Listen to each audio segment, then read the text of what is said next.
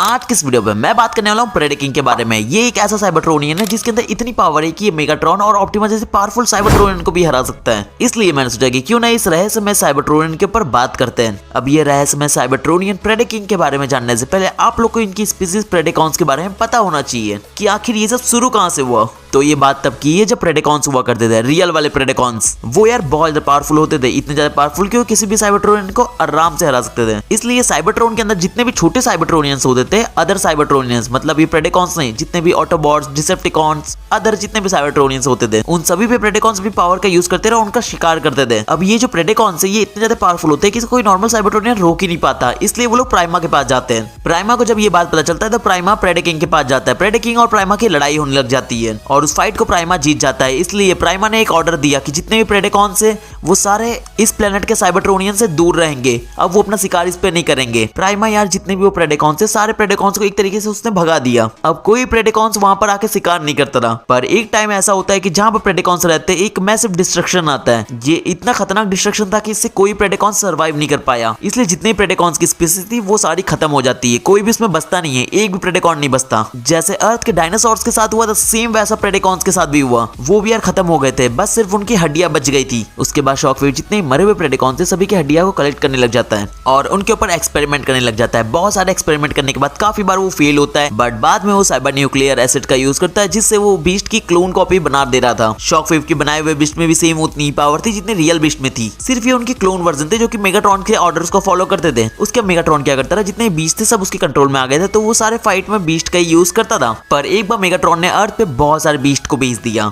और मेगाट्रॉन प्रेडेकॉन्स को ऑर्डर देता है जब तक मैं अर्थ पे नहीं आता तुम्हें एनर्जॉन को प्रोटेक्ट करके रखना है। और मेगाट्रॉन ये बात बोल के भूल जाता है। इसलिए जितने प्रेडेकॉन्स अर्थ पे गए थे वो लोग वहां पे प्रोटेक्ट करते करते ही खत्म हो जाते हैं। और जो ट्रांसफॉर्मर्स प्राइम सीरीज में जो हमें हड्डियां मिल रही थी प्रेडेकॉन्स की, वो बेसिकली इन्हीं प्रेडेकॉन्स की हड्डियां थी। ये भी यार क्लोन प्रेडेकॉन्स ही थे, मतलब कोई रियल प्रेडेकॉन्स अर्थ पे नहीं आए थे। उसके बाद ऑटोबॉट डिसेप्टिकॉन की खतरनाक लड़ाई होती है जिसमें हमने देखा था कि दोनों ही टीम के काफी सारे मेंबर इधर उधर हो गए थे। ऐसे ही शॉकवेव का भी हाल था। शॉकवेव से आरसी और क्लिफ जंपर फाइट करते। आरसी ने जब शूट किया था शॉकवेव की वो गोली आंख पे लग जाती जिससे वो कुछ भी नहीं देख पा रहा था और वो साइबरट्रॉन पे अटक जाता है। शॉकवेव को थोड़ा टाइम लगता है पर उसने बहुत टाइम लगा कि अपने आंख को पहले सही किया। उसके बाद शॉकवेव साइबरट्रॉन के अंदर ही अपने लैब में रिसर्च करने लग गया। कुछ टाइम बाद उसने वापस से रियल प्रेडेकॉन की हड्डियां को लेके आया। उसने प्रोजेक्ट प्रेडेकॉन को वापस स्टार्ट कर दिया और इस बार जो उसने प्रेडेकॉन की हड्डी लेके आया था वो और किसी प्रेडेकॉन की नहीं बल्कि एक किंग प्रेडेकॉन की हड्डी थी। मतलब वो प्रेडेकिंग की हड्डी थी जिससे यार उसने उसका क्लोन वर्जन रेडी कर दिया। उसके बाद जब नॉकआउट साइबरट्रॉन पे जाता है तो हमने देखा है कि शॉकवेव उसके साथ फिर से मेगाट्रॉन के शिप पे आता है और मेगाट्रॉन को एक गिफ्ट देता है। ये प्रेडेकॉन जो कि प्रेडेकिंग होता है ये इतना ज्यादा पावरफुल होता है कि ये आते ही ऑटोबॉट्स की हालत खराब कर देता है। जैसे ये आता है इसको टेस्ट के लिए मेगाट्रॉन ने व्हील जैक का एनर्जॉन दिया और उस प्रेडेकिंग को बोला कि जाके तुम्हें व्हील जैक को खत्म कर देना है। प्रेडेकिंग ऐसा करता भी है, वो वहां पर जाता है और वो व्हील जैक बल्कहेड से फाइट करने लग जाता है। वो उनको ऑलमोस्ट खत्म ही कर दिया था। दोनों यार ऑटोबॉट कुछ भी नहीं कर पा रहे थे क्योंकि ये प्रेडेकॉन बहुत ज्यादा पावरफुल था क्योंकि ये इनका किंग था। तभी उस टाइम अल्ट्रा मैग्नस की एंट्री होती है और अल्ट्रा मैग्नस इनको बचा लेते हैं। उसके बाद जितने भी ऑटोबॉट्स थे सारे मिलकर एक प्लान बनाते हैं और ये बहुत ही खतरनाक प्लान होता है जिसमें यार वो लोग मेगाट्रॉन के ऊपर फिर से अटैक करते हैं और इस बार मेगाट्रॉन फिर से अपने सबसे खास वेपन प्रेडेकॉन का यूज करता है। पर इस बार ऑटोबॉट्स का प्लान था जैसे मेगाट्रॉन अपने खास वेपन प्रेडेकॉन को भेजता है वो लोग ग्राउंड ब्रिज से प्रेडेकॉन को एक बर्फ वाले एरिया पहुंचा देते हैं जिससे वो पूरे तरीके से जम जाता है और सबको ऐसा लग रहा है शायद वो जम गया और वो खत्म हो गया। प्रेडेकॉन का किसी को कुछ भी नहीं पता था। पर एक ऐसा एपिसोड आता है जहां पर हम लोग ये देखते हैं कि उसकी बर्फ मेल्ट होने लग जाती है और प्रेडेकॉन बर्फ से निकल जाता है और वापस से मेगाट्रॉन के शिप पे आ जाता है। मेगाट्रॉन उसको फिर से ऑर्डर देता है कि तुम्हें इस बार जाना है, तुम्हें सारी हड्डियां को कलेक्ट करना है, जितने भी तुम्हारे स्पीसीज के जो प्रेडेकॉन्स थे उन सभी के तुम्हें हड्डियां कलेक्ट करना है जिससे मैं और प्रेडेकॉन्स को बना सकूं। और वो ऐसा काम वो करता है। वो जाता है, वो बहुत सारे प्रेडेकॉन्स की हड्डियां को कलेक्ट करता है। पर कुछ टाइम बाद हम लोग ये देखते हैं कि जो प्रेडेकिंग होता है वो इवॉल्व होने लग जाता है। वो चीजों को सीखना स्टार्ट कर दिया। सबसे पहले वो अपने आप को जानना चाह रहा था कि आखिर मैं हूं कौन। तो उसने अपने ऊपर रिसर्च किया तो उसको पता चला कि वो एक प्रेडेकॉन है। उसको अपने पास्ट के बारे में तो नहीं पता चला, बस उसको ये पता चला कि मैं बहुत ही पावरफुल प्रेडेकॉन हूं। और फिर प्रेडेकॉन ने लोगों को ऑब्जर्व करना चालू किया। जितने भी वेहिकॉन्स थे उसने देखा कि सारे वेहिकॉन्स ट्रांसफॉर्म हो सकते थे और इसलिए प्रेडेकिंग भी ट्राई करता है ट्रांसफॉर्म होने का। और हमने देखा जब स्टार स्क्रीन उसको मारता है तो बहुत ज्यादा गुस्सा हो जाता है और थोड़ा वो आगे जाता है। फिर हम लोग देखते हैं कि प्रेडेकिंग ट्रांसफॉर्म हो जाता है अपने रोबोट फॉर्म में और हम फर्स्ट टाइम प्रेडेकिंग का रोबोट फॉर्म देखते हैं और इसमें वो बात भी कर पा रहा था। और रोबोट फॉर्म के अंदर हमने ये देखा कि इसकी हाइट ऑप्टिमस और मेगाट्रॉन से काफी ज्यादा होती है। अब ये बात मेगाट्रॉन को बिल्कुल पसंद नहीं आती कि ये बीस्ट ट्रांसफॉर्म कैसे हो रहे हैं। इसलिए वो जितने भी बीस्ट को बना रहा था सभी को यार ऑटोबॉट के हाथों डिस्ट्रॉय करवा देता है। ऑटोबॉट जितने भी बीस्ट थे सारे बीस्ट को डिस्ट्रॉय कर देते हैं और मेगाट्रॉन इस प्रेडेकिंग को बोलता है कि ये सारा काम ऑटोबॉट्स ने किया। ऑटोबॉट ने तुम्हारे सारे प्रेडेकॉन्स को मार दिया। इसलिए अब प्रेडेकिंग बहुत ज्यादा गुस्सा होता है और वो कसम खाता है कि मैं जितने भी ऑटोबॉट्स है सभी को मार दूंगा। और हमने देखा कि वो ऐसा कर भी रहा था, जितने भी ऑटोबॉट्स है सबको बेरहमी से मार रहा था। यहाँ तक कि उसने अल्ट्रा मैग्नस के एक हाथ को भी तोड़ दिया था और वो पूरी तरीके से उसको खत्म कर देता अगर वहां पर ऑप्टिमस नहीं आता तो। उसके बाद साउंड वेव रैचिड को मेगाट्रॉन के शिप पे लेके जाता है क्योंकि उनको काम था, वो या रैचिड से काम करवा देते हैं उसको, या सिंथेटिक एनर्जॉन का फार्मूला कंप्लीट करवा देते हैं। और जैसे ही वो फार्मूला कंप्लीट होता है हमने देखा कि रैचिड को यार प्रेडेकॉन के हाथ में दे दिया। जैसे कि मैंने अभी बताया था, प्रेडेकिंग ने कसम खाई थी कि वो एक भी ऑटोबॉट को छोड़ेगा नहीं, सबको बेरहमी से मारेगा जैसा उसने उसके स्पीसीज वाले को मारा था। वो ऐसा रैचिड के साथ करता भी है, वो रैचिड को बहुत ही बुरी तरीके से मारता है। पर रैचिड उसको पूरी स्टोरी बताता है कि जितने भी ऑटोबॉट्स है वो वहां पर किसी प्रेडेकॉन को मारने नहीं गए थे, वो लोग सिर्फ वहां पर एनर्जॉन ढूंढने गए थे, पर वहां पर प्रेडेकॉन्स देखने को मिले। और ये बात सुन के प्रेडेकिंग की आंखें खुलती है और वो फिर जाता है मेगाट्रॉन के पास और मेगाट्रॉन से फाइट करने लग जाता है। उस यार फाइट में कहीं भी यार मेगाट्रॉन का चांस नहीं लग रहा था कि मेगाट्रॉन इस प्रेडेकिंग को डिफीट कर पाएगा। उसने यार बहुत बुरे तरीके से मेगाट्रॉन को मारा, पर मेगाट्रॉन ने अपने माइंड का यूज करके उसको थोड़ा कैसे ना कैसे करके डिफीट कर दिया। मतलब उस शिप से निकाल दिया, हरा तो नहीं पाया पर उस शिप से निकाल दिया था उसने, जिससे यार मेगाट्रॉन बच पाया। उसके बाद तो हमने देखा जितने भी ऑटोबॉट्स है वो मेगाट्रॉन पे हमला करते हैं और मेगाट्रॉन उसमें खत्म हो जाता है। और फिर जितने भी ऑटोबॉट्स थे वो सब लोग साइबरट्रॉन पे चल जाते हैं, साइबरट्रॉन को लोग फिर से जिंदा करते हैं। और जितने भी ऑटोबॉट्स थे उनके साथ हमने ये देखा था कि प्रेडेकिंग भी वहां पर चला गया था और फिर प्रेडेकिंग शांति से साइबरट्रॉन पे ही रहता है। और यहाँ पर यार प्रेडेकिंग के वैसे तो पूरी स्टोरी खत्म होती है, पर इसके बाद हमें और दो और प्रेडेकॉन्स देखने को मिले थे जिनकी यार बहुत ही छोटी सी स्टोरी है। मैंने सोचा कि क्यों ना उसको भी ऐड कर लेता हूँ। वो सिर्फ 30 सेकंड या 40 सेकंड की स्टोरी होगी जो कि मैं आप लोगों को बता देता हूँ क्योंकि वो भी प्रेडेकॉन ही है। एक का यार नाम था स्काईलिंक्स और एक का नाम था डार्क स्टील। दो यार प्रेडेकॉन थे जिनको यार फिर से शॉकवेव ने बनाया था। जब मेगाट्रॉन के खत्म हो जाने के बाद जो स्टार स्क्रीम और शॉकवेव थे वो लोग भी वहां से भाग जाते हैं और वो लोग भी साइबरट्रॉन पे ही थे। साइबरट्रॉन पे उन्होंने फिर से प्रोजेक्ट प्रेडेकॉन को स्टार्ट किया